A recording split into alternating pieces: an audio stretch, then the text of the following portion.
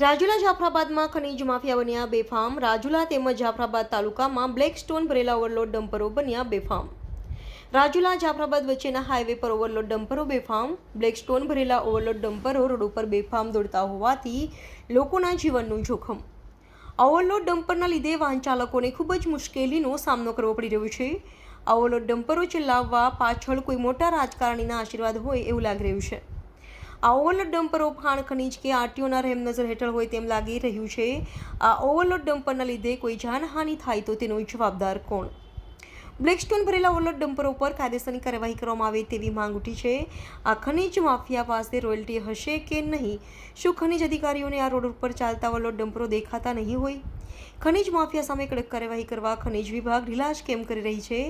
આ ખનીજ માફિયાઓને કાયદાનો ડર ન હોય એવું લાગી રહ્યું છે। અમારા પ્રતિનિધિ ભગવાન ભરવાડ દ્વારા જાફરાબાદ મામલતદારશ્રીને ટેલિફોનિક વાતથી રજૂઆત પણ કરેલ છતાં પણ હજુ સુધી આ ઓવરલોડ બ્લેક સ્ટોન ભરેલા ડમ્પરો સામે કોઈ કાર્યવાહી કરવામાં આવી નથી।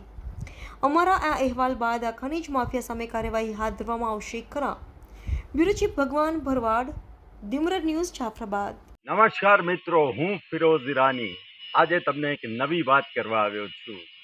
દીવ મિરર ન્યૂઝ જોતા રહો, સબસ્ક્રાઇબ કરવાનું ભૂલતા નહીં અને શેર કરવાનું પણ ભૂલતા નહીં। સત્યની સાથે જોડાતા રહો।